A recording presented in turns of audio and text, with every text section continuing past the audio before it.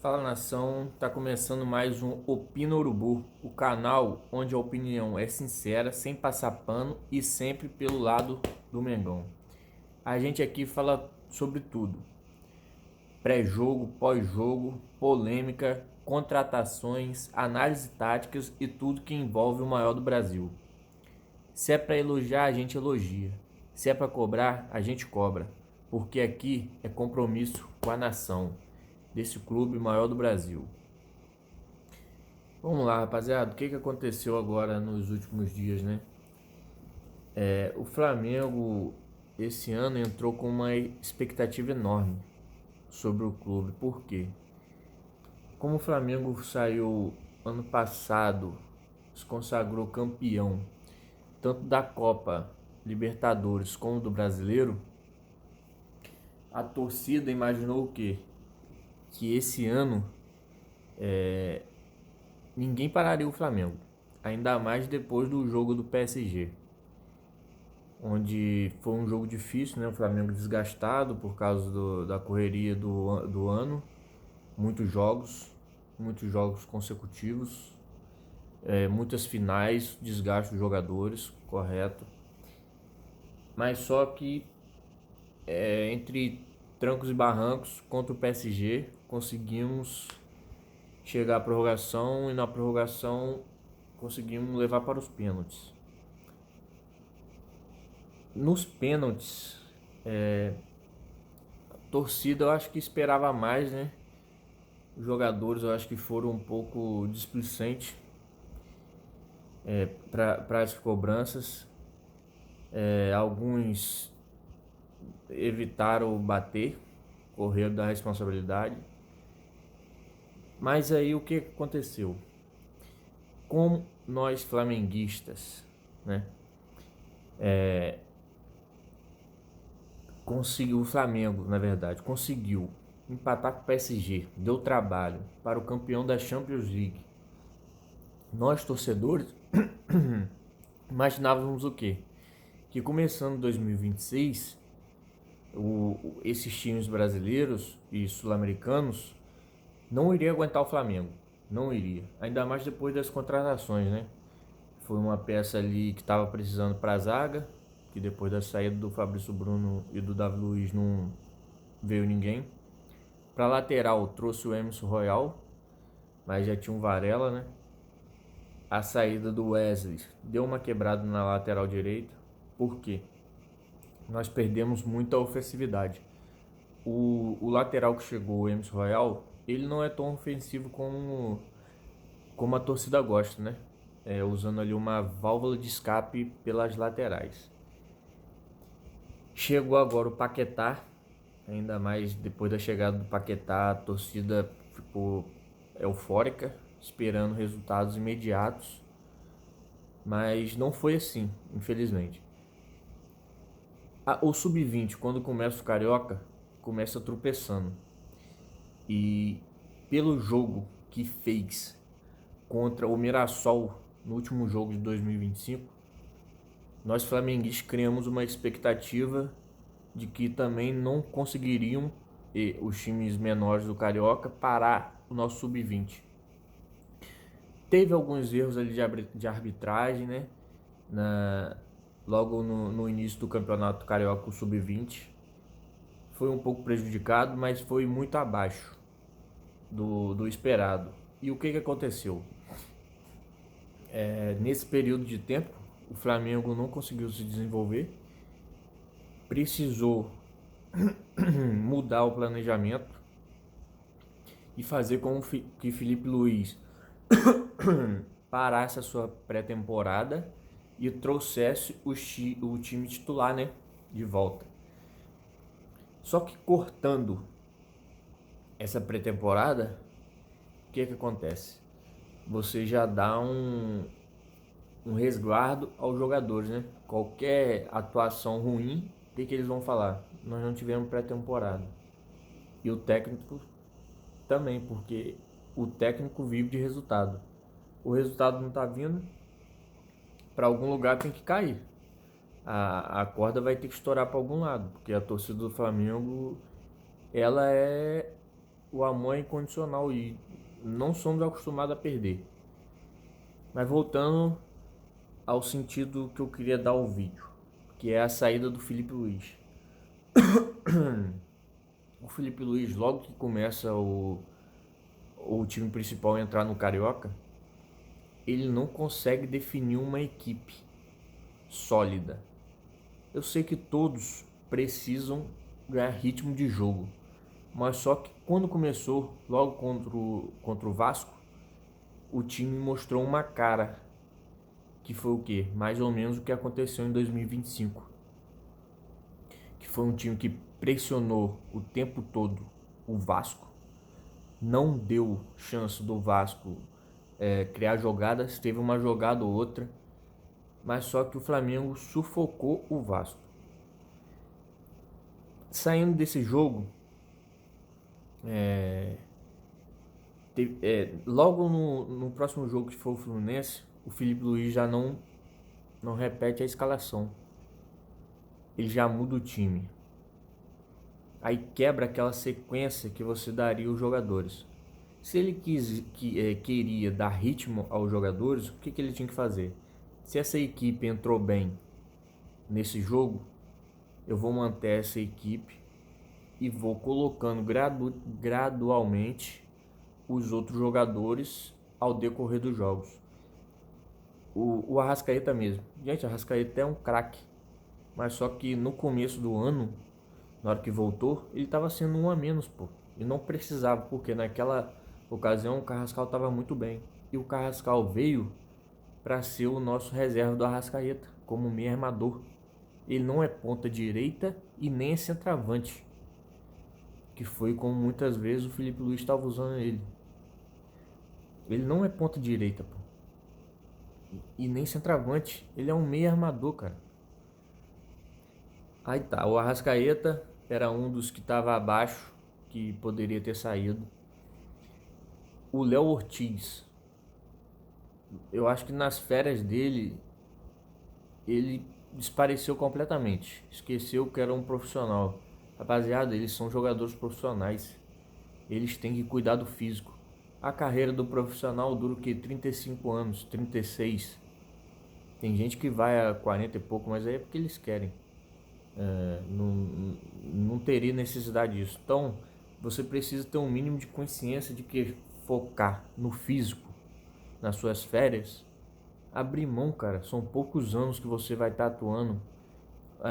A garotada se perde, pô. O pessoal que só quer saber de balada, isso atrapalha a pessoa quando é profissional. Então vamos lá. Aí teve o resultado ruim e negativo contra o Fluminense. Uma derrota contra o Fluminense. Logo aí teve umas vitórias, derrotas, empates no Carioca. E estreou mal no Brasileiro, né? Contra o São Paulo, fez 1-0 e tomou a virada. Léo Ortiz falhando no lance contra o São Paulo, no primeiro gol. Teve o pênalti não dado em cima do Arrascaeta no final do jogo, mas aí é indiferente. Não estamos aqui para falar de arbitragem no momento. Depois passado os jogos do Brasileiro e do Carioca, teve uma final da Supercopa do Brasil contra o Corinthians. O que todo mundo sabia? O Corinthians não é um time tecnicamente fulminante, não é bom tecnicamente. Qual que é a diferença? O Corinthians, ele corre, se dedica, briga nas jogadas. E para estrear contra o Corinthians, ele pegou gente que não tinha jogado nenhum jogo, pô. O cara sem ritmo de jogo, como foi o Jorginho, cara. O Jorginho não tinha entrado em nenhum jogo. Entrou na cabeça de área junto com o Pulgar. Sendo que era um jogo físico, um jogo corrido. Que era para ter entrado o Everton Araújo, para ter brigado no meio de campo. Para ter dado mais vigor físico. Aí esse foi, eu acho, foi o primeiro erro do Felipe Luiz. Fora o ataque. Gente, se tem o Pedro, se tem um 9, se ele não tiver machucado, lesionado ou perto de lesão, com as análises lá do pessoal do médico. Se não tem nada apontando, Pedro tem que jogar. Ele é o único 9 que nós temos. Como que vai deixar o único 9 que nós temos fora do time titular? Para colocar Plata, que é um ponta direita, improvisado de atacante, o Carrascal, que é um meia armador, na direita. Para que improvisar tanto jogador, cara? Não tinha necessidade disso. Aí tá, contra o Corinthians ele faz isso, entra com o Jorginho, nitidamente o Jorginho Arrascaeta estava sem ritmo nenhum de jogo. Foi como se o Flamengo entrasse para o jogo contra o Corinthians com 2 jogadores a menos, nitidamente. No final entra o Paquetá, teve aquela oportunidade, isolou a bola, beleza, acontece, o jogador tá ali para isso. E eu achava que ele poderia ter entrado de titular no lugar do Arrascaeta, porque o Arrascaeta estava sem ritmo de jogo. Eu acho que o Paquetá fisicamente daria muito mais dinamismo ao jogo, mas ele, pela cabeça dele, ele não quis. Aí teve mais um jogo no Brasileiro contra o Vitória, jogo difícil no Barradão, mas ganhamos. Independente, jogou bem ou mal, ganhamos, porque foi um jogo duro, fora de casa, e mostrou a força do Flamengo, né? Mas teve algumas desavenças nas escalações ali contra o Vitória também. No jogo do Lanús, eu acho que é o ponto-chave da demissão do Felipe Luiz. Por quê? No jogo contra o Lanús, era um jogo parecido com o do Corinthians. Todo mundo sabia disso. O que ele fez? Ele entrou com Pulgar e Paquetá, sendo que esse jogo, como o do Corinthians, precisaria de quê? 2 volantes marcadores. Porque se o time fisicamente não está bem, mas o Pulgar e o Everton Araújo estavam bem no momento, o Everton Araújo sobrando fisicamente, correndo para todos os lados, defendendo, roubando bola. Ele não é muito de armar, mas ele estava roubando bola, defendendo, vibrando nas jogadas.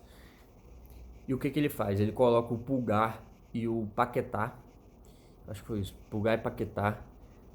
Ele entra com Samuel Lino, Arrascaeta Carrascal de atacante, Samuel Lino na ponta esquerda e Gonzalo Plata na ponta direita.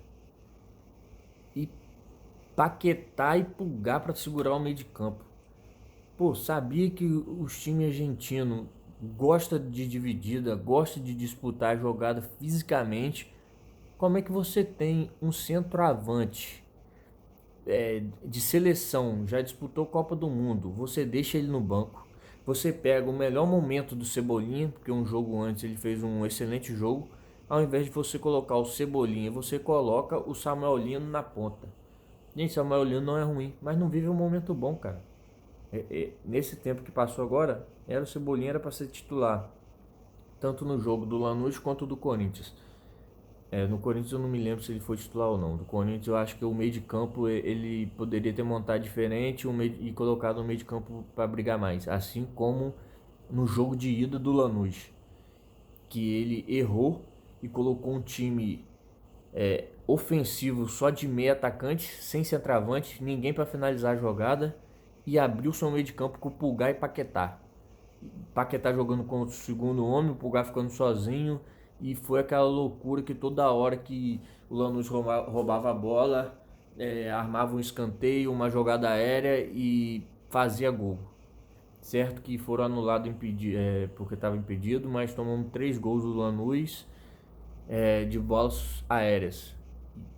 E cochilo total. E mais um erro que ele cometeu durante esses jogos, não ter dado sequência a Vitão e Danilo, ou Vitão ou Danilo, junto com o Léo Pereira. O Léo Pereira, ele não tá tão ruim, tão mal quanto o Léo Ortiz, mas também vem abaixo. Então ele poderia escolher ou Vitão ou Danilo, ou manter a zaga Vitão e Danilo e dar intensidade a essa zaga. E quando o Léo Ortiz melhorar, você coloca, é uma briga sadia, mas não tem como um jogador estando em má condições tomar a vaga de um que está bem fisicamente, cara. Principalmente no começo do ano, onde o físico, quem recompôs o físico mais rápido, sai na vantagem, cara. E os outros times jogaram quem estava fisicamente melhor. Já no Maracanã, o que o Felipe Luiz fez? Ele entrou com Pulgar e Everton Araújo. Mas porra, desculpa o palavrão, mas o Flamengo tava precisando de fazer gol, de vitória. Para que entrar com 2 volantes de marcação? Sendo que esse jogo ele poderia ter entrado com Pulgar e Paquetá, porque o Pulgar ficaria mais e o Paquetá ajudaria na armação da jogada e voltando para recompor também. Ou já que o Jorginho, como entrou muito bem, é porque a gente não sabe qual jogador tá bem, né? Poderia ter entrado com Jorginho e Pulgar, porque o Everton Araújo e o Pulgar são 2 jogadores de marcação. Então dá para perceber que quando eles têm a bola, ambos os jogadores, o Pulgar e o Everton Araújo. O Pulgar também não é muito de sair jogando. Às vezes ele faz uma jogada ou outra, mas dá para perceber que não é a dele. A dele é marcar, cara. É correr e ajudar o time lá atrás, defensivamente. Então ele entrou com 2 volantes de marcação, onde sabia que o Lanús não iria atacar a gente. E a gente precisava de colocar o Lanús nas grades. E ele entra com 2 volantes de marcação. E mais uma vez o Cebolinha foi banco para o Samuel Lino, sendo que o momento do Cebolinha era muito melhor. E mais uma vez o que ele fez? Colocou o Plata de 9 e o Carrascal na ponta direita. Cara, isso não existe, cara. É você fazer o básico bem feito e colocar cada um em sua posição. E já que ele falava tanto que o campo fala que a vaga é por meritocracia, eu acho que ele deixou se levar por esses detalhes. E eu acho que ele perdeu o elenco nesses detalhes e perdeu a torcida também, porque a torcida do Flamengo, ela quer ver o Flamengo para cima. Ele poderia ter entrado com um volante de marcação e um volante mais ofensivo. Flamengo jogando bem, a torcida não iria pegar no pé dele. O Lanús não fez aquele jogo igual da Argentina de sufocar o Flamengo. Foi um erro de saída de bola do Ayrton Lucas ali que correu o primeiro gol. Mas também, para falar da lateral esquerda, no começo de temporada, Ayrton Lucas ou Alexandre, qualquer um, não tem muita diferença, porque o Alexandre também começou o ano muito mal, fora de ritmo. Mas a gente já entende, ele está na idade, uma idade avançada, ele precisa de mais tempo, nem mais ritmo de jogo para jogar na lateral esquerda, que é uma função que requer muito, né, fisicamente. Por isso, o Ayrton Lucas, eu acho que ele sairia na frente mesmo, independente do erro. Eu acho que teria colocado o Ayrton Lucas, porque às vezes ele falha ofensivamente, mas ele consegue fazer essa ida e volta, essa transição melhor do que o Alexandre no momento, porque o Alexandre não está subindo muito. O Ayrton Lucas já é um atacante mais ofensivo, é um lateral mais ofensivo. Então ele dá essa dinâmica, dá essa dinâmica no jogo melhor. Aí o que acontece no Lanús? Ele entrou com 2 de marcação, 2 volantes, deixou o Paquetá, barrou o Paquetá novamente e barrou o Cebolinha e o Pedro, que era para ter entrado. Cara, aí o pessoal fala, mas ele entrou com tantos minutos de jogo e não fez nada. Cara, mas você entrar num jogo que já tá corrido, já tá quente, e o time já todo desconfigurado, a bola não chega, como que o cara vai fazer? O cara precisa de ritmo de jogo, cara. Por que que nos outros jogos ele entrava, aí nos jogos é, de mais poderio, com um time melhor, tira ele? Não, cara, tem que deixar o Pedro. Teria que ter deixado o Pedro e o Cebolinha na ponta direita. Ou era Plata ou Luiz Araújo. Cara, como que um ponta te dá 20 gols durante o ano e você não usa ele, cara? Você coloca um ataque arame liso numa final de Recopa. Porque pro Flamengo, se o Flamengo ganha, não vale nada. Mas vai perder, pô. Foi esse Aue tudo que foi aí, ó.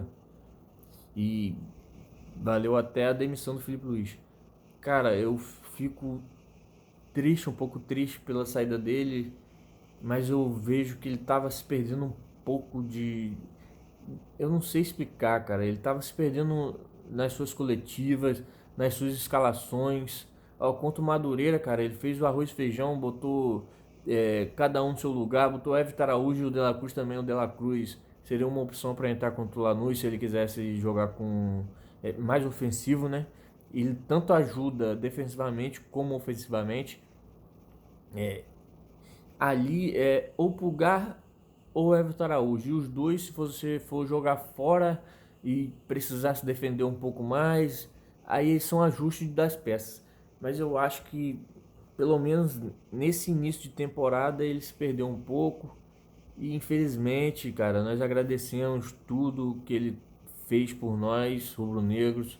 Sabemos que ele é rubro-negro e estamos na torcida por ele, cara. Tomara que ele consiga encontrar um clube aí fora que dê estrutura e um dia ele possa voltar de mente aberta. Já vai ser outras peças, outro elenco, e que ele volte de cabeça fria e possa dar mais alegria para a nação, cara. Eu só desejo boa sorte para ele. É, e é isso, cara. Um dia ele volta para fazer a felicidade da nação de novo. Mas agora é bola para frente, ver se o Léo Jardim vai conseguir ajeitar essa equipe, porque domingo já tem Fla-Flu, cara. E, cara, nós não queremos perder esse Carioca, por mais que não valha muita coisa, mas precisamos ter essa virada de chave agora. E é isso, se inscreve se você gostou desse vídeo, deixa o seu like, ativa o sininho e tamo junto. Vamos ver se a gente consegue manter esse canal aí por bastante tempo. Tamo junto, galera. É isso, valeu.